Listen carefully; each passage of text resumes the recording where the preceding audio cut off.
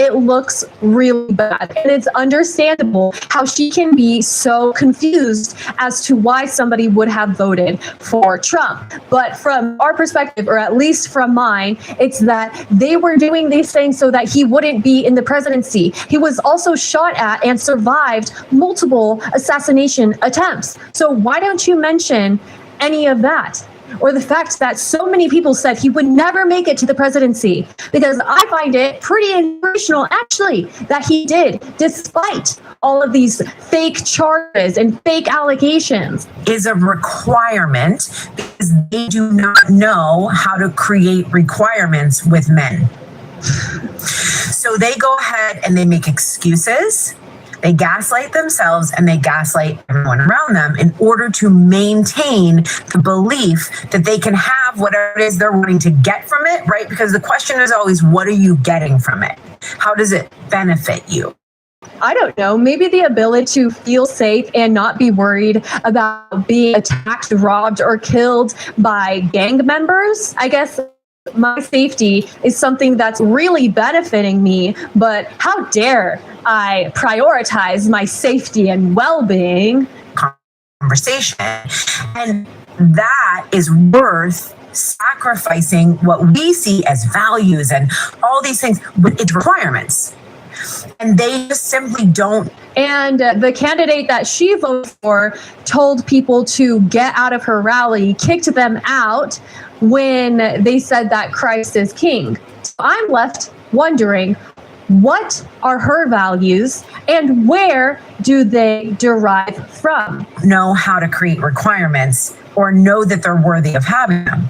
And so on the flip side of that, on the other side of the election, then people are actually telling them, well, I have requirements, okay? So I have a requirement that people care about my human rights. And if you don't care, then I don't choose to be in relationship with you.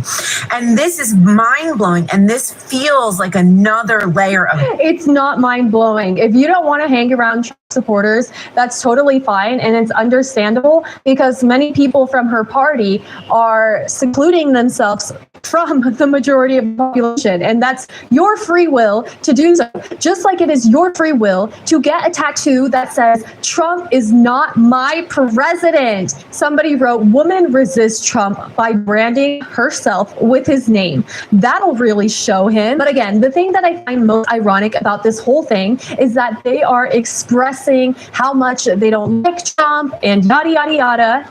And that is what Trump fought for. That is what Trump stood up and yelled, fight, fight, fight for. He has done all of this so that people can go on social media and hate him because he wants freedom in our country. Now, I found an awesome clip of a woman named Ashley Blank, one on TikTok, who explained the blue bracelet phenomenon so good. I heard on the radio this morning that over 2,700 people took their lives after the election yesterday.